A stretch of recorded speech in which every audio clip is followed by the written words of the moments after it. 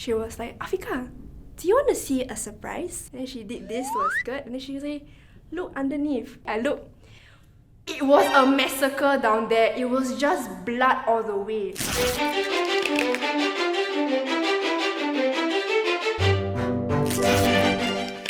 Hi. Hi. Do you have any period horror stories? There's so many. I cannot even begin to tell you how many there are.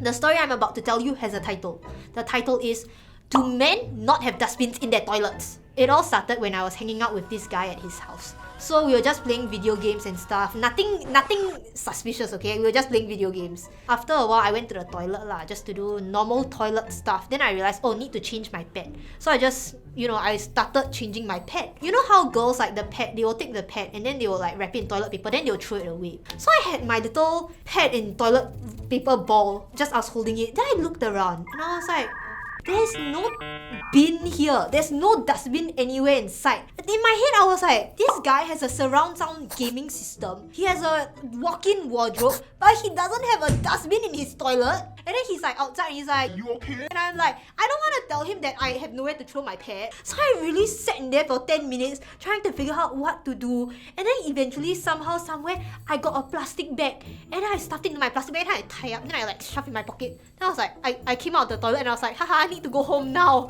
Then he was like, what? Then I was like, bye. Then I yeeted myself out of there. If you are a male viewer, you are watching this video and you are male, can you tell me, do you have a dustbin in your toilet? Like, I'm perplexed. I was staying over at my current fiance's place. So at that time, he was my boyfriend and I stained his bed. His mom is the one that does the laundries. Like, he will change it. He knows how to change it, but the laundry is all her because, like old people, they have their own way of doing laundry, right? So bopian have to go through her. My now mother-in-law, she changed my bedsheet with my blood, but she didn't judge me or anything. She was like, oh, okay. Then she just like changed. So like she was really, really nice about it. I wanted to die. TLDR, I stained my boyfriend's bed. I was so traumatized by it, I can even remember the exact date. It was New Year's Day, the 1st of January. We were sleeping and then I woke up because I felt like my down there wet. And then I was like, shit, did I wet the bed? Then I looked, right, blood lah. Plus, right, it wasn't like a small red dot. It was... Then my boyfriend's house, the sink is outside the toilet, not in the toilet. So I cannot close the door. So I was in the kitchen, openly scrubbing my blood-stained bed sheets. And then his mom walked out of her room. She opened the door. Then she very happily tell me, good morning, Charmaine. Then I was like, good morning, auntie. Then she, what happened? Then I'm like, I stained X's bed lah. Oh my god. She never scold me. She just take over the sheets and then put it into the washing machine. And then help me clean the bed with me. Because the blood actually seeped through the bed sheet. And then stained the mattress also. So we actually flipped the mattress around. It's still there. But if I flip it back, I will see that brown patch. I was gonna go on a trip, an overseas trip with my classmates, like the P5 overseas trip lah. And it was to Nanjing, China. And it was my first time away from my parents alone together with my friends. Then on the day itself, when I got on the school bus, I fell asleep and the next thing I knew, from one part of Singapore all the way to Changi Airport, my whole pants, right, when I woke up, right, it was a bloodbath. It was just red, and I was like, oh my god, what happened? Did I just get killed or something? What the heck is going on? Then I realized, oh shit, it's my period. When I stood up, right, I felt so bad because like got the blood stain on the bus seat. It's not the leather kind, where you can just use wet tissue to wipe. It's the cushion kind, where it will soak up. Then I think I tried to take like some tissues or whatnot. I really tried to wipe whatever I could. Then I took the pad, then ran to the toilet, I threw away all the tissues, then I went in the cubicle, I took out my jeans and I looked at it, I was like, oh my god, this is like a bloodbath. It was so disgusting. It was like one of my heaviest periods. I don't know why. For a P5 girl, I was like 11 why did so much blood come out of me? I took the bidet, then I sprayed water, or like I took some wet tissue, I really go and spray. Then I go and churn my jeans out at the toilet bowl to make sure like everything was dry. Obviously, I cannot walk out of the cubicle like half naked, right? So I think I wore back my jeans. And then the hand dryer, I just stood under there and I just keep putting my hand there, right, so that it knows that they can censor my hand. And I stand there and let my jeans dry off with my butt like that. Then with the hand dryer just dry my jelly. And then I went back to meet my classmates as if nothing happened. I don't have any specific period horror stories, but every time I sneeze during my period, it's just like a Niagara Falls. Just the latest period I had, somebody made me laugh damn hard, and I was like, ha, and then In secondary school, my school uniform was all white, which is a recipe for disaster, especially when you're a girl going through puberty and then you don't know how to handle yourself. It was a beautiful assembly morning. I did not wear a pad that was like long enough to cover my ass. You know, the kind of pad, right? It's like, I think when you're a young girl, you always try to wear that kind of pad because, you know, you're active or like you sit down, that kind of thing, then you leak at the back, right? One day, I just didn't wear that kind of pad. And I stood up, it was like the Japan flag. Wow, I tell you, if you have white color school skirts, I think you will understand the pain. For 10 years of my life, right, my school uniform was like completely white. And last time, right, I remember my mother used to say like, wow, white uniform, damn troublesome. Very, very easy stain. And you know what? That's exactly what happened. It was a Saturday some more.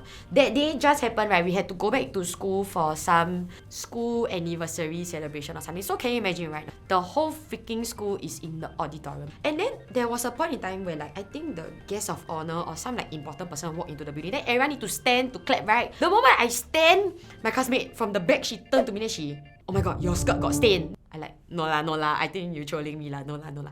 Then she, no, I'm damn serious. Then I like, the worst part is in front of the few rows of people that were behind me, right? I still need to like run to the nearest toilet, which is freaking far by the way. And then I had to like explain to my teachers, like, cause some important person talking in front, then you imagine like this child like trying to run out from the back. Then she's like, can you like sit down just like that? The person's official. They say, no, you don't understand. I got sickle now. I got sickle right now. So then I ran out. I mean, at that point in time, it's not possible to hide it from anybody. But also like you're 13 and like nobody really cares.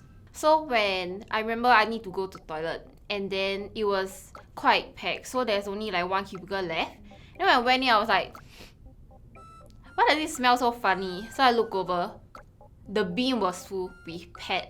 And then you can see, right, some pad is not even wrapped with the tissue paper, you know? But you can see the red spot and the black stuff. Yeah lah, then it was damn gross lah. It's like stacked and you cannot close. And on top of that, right, still got one pamper, you know?